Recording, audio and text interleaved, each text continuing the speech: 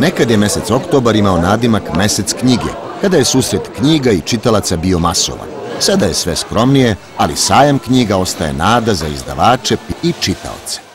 Izdavačka kuća Dereta ovoga puta ima čast da vam predstavi jednog od najboljih savremenih i najuglednijih savremenih čeških pisaca, Patrika Uržednika. Treba reći da je Patrik Uržednik prevodilac Françoisa Rabelasa na češki jezik. Shodno tome, to nam daje neku naznaku kuda ide njegova poetika.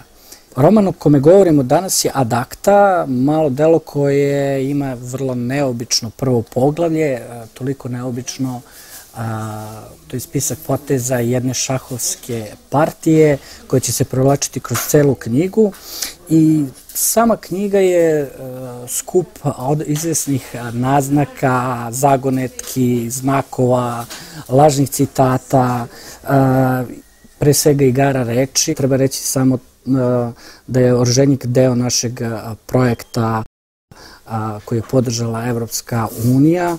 Projekat se sastoji od 7 savremenih evropskih pisaca i ti evropski pisci bi trebalo da predstavljaju ono najznačajnije što se trenutno dešava na evropskoj književnoj sceni.